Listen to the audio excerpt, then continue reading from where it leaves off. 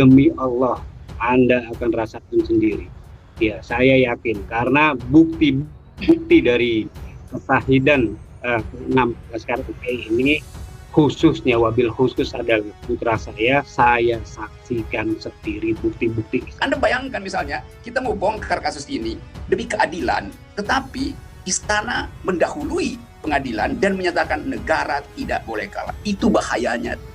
Nah, jadi mungkin untuk memperlihatkan bahwa dalam posisi ini, dalam kasus ini, Kontras melihat bahwa ini merupakan sebuah pelanggaran hak asasi manusia karena adanya penembakan sewenang-wenang yang memang dilakukan oleh institusi negara melalui kepolisian gitu. Kita sudah hampir 3 minggu menunggu berita ini, tetapi masih belum ada kejelasan. Inilah yang kita sayangkan, dan juga pihak keluarga dari korban yang juga waktu itu bertemu dengan kami, dengan saya dan kawan-kawan.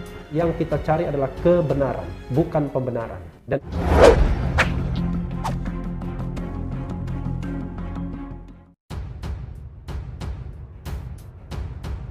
Fadlizon sudah melihat barang bukti kasus 6 Laskar FPI. Politikus Gerindra Fadlizon menilai kasus tewasnya 6 Laskar Front Pembela Islam yang ditembak polisi di tol Jakarta Cikampek kilometer 50 Karawang, Jawa Barat sebagai pelanggaran hak asasi manusia. Fadli mengaku punya alasan kuat menyampaikan penilaian itu.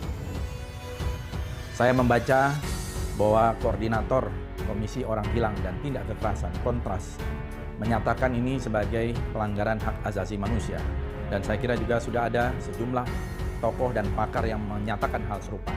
Saya termasuk yang berpendapat bahwa peristiwa itu adalah pelanggaran hak asasi manusia karena telah menghilangkan nyawa manusia, 6 orang anak-anak muda Indonesia, dengan kalau kita melihat dari bukti-bukti yang ada, satu tindakan yang telah mematikan 6 orang, insya Allah 6 orang syuhada anggota FPI. Dan juga kita harus mendukung Komnas HAM ya di sini dalam menjalankan investigasinya terkait soal pembunuhan atau penembakan sewenang-wenang yang dilakukan oleh pihak kepolisian.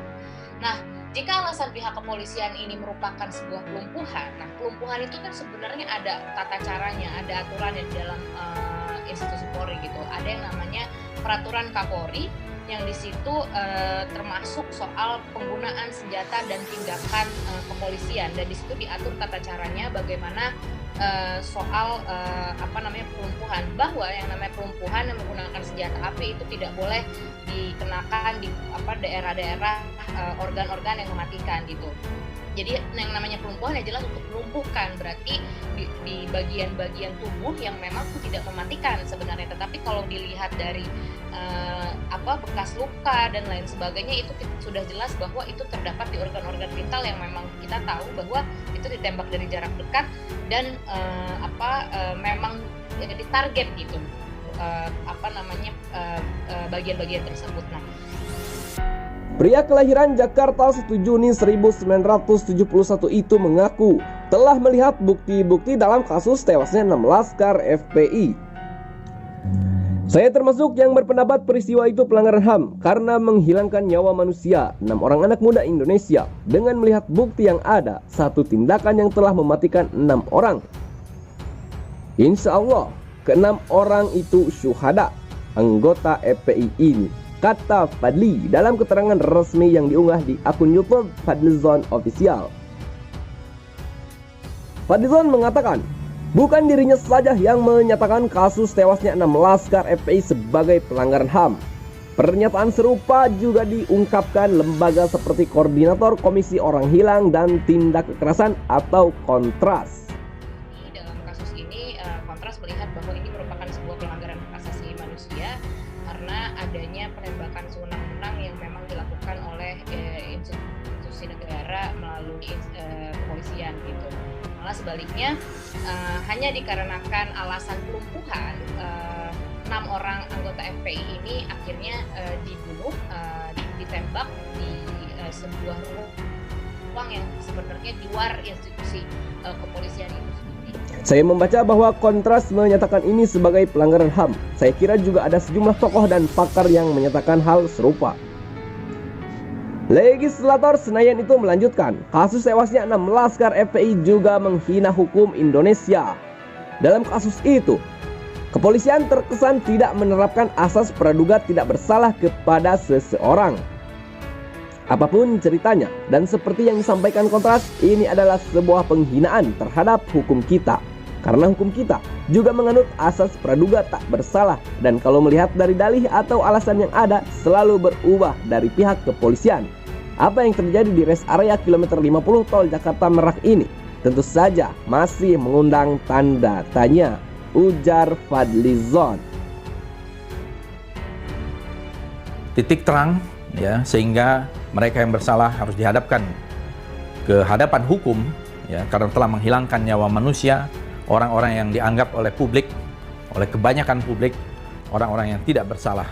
Dan juga menurut keterangan FPI, mereka tidak bersenjata.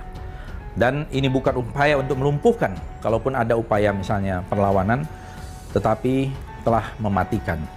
Saudara-saudara, kita berada di negara yang katanya demokrasi, dan kita juga menghargai hak asasi manusia, tetapi kalau ini dibiarkan, maka ini akan menjadi satu presiden buruk ke depan di dalam penegakan hak asasi manusia maupun demokrasi kita. Dan juga pihak keluarga dari korban yang juga waktu itu bertemu dengan kami, dengan saya dan kawan-kawan, meminta agar mereka yang melakukan pembunuhan kepada anak-anak mereka ini mendapatkan hukum yang pantas. Ini yang saya kira menjadi aspirasi. Khususnya wabil khusus adalah putra saya saksikan sendiri bukti-bukti kesahidan. Betapa Allah mencintai dia, betapa Allah mencintai mereka. Nah, ketika Allah cinta kepada mereka, dan Anda berseberangan dengan mereka, Anda memfitnah mereka, Anda zalim terhadap mereka, maka Anda melawan Allah Subhanahu wa Ta'ala. Anda pasti kalah demi Allah. Anda akan dihancurkan oleh Allah Subhanahu wa Ta'ala. Harusnya semua anak bangsa dilindungi, baik yang pro maupun yang kontra kekuasaan. Tidak boleh terjadi yang namanya extrajudicial killing atau unlawful killing, pembunuhan di luar hukum, apalagi dikatakan dengan dalih membela diri.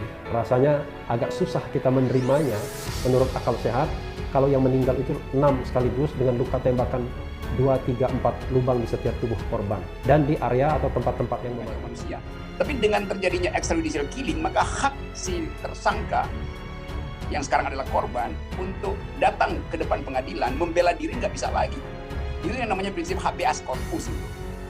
Bawalah tubuh itu ke depan pengadilan. Sekarang dia akan datang ke pengadilan, tubuh yang sudah jadi jenazah itu dengan perwakilan Komnas HAM. Jadi yang akan berdiri di pengadilan adalah Komnas HAM.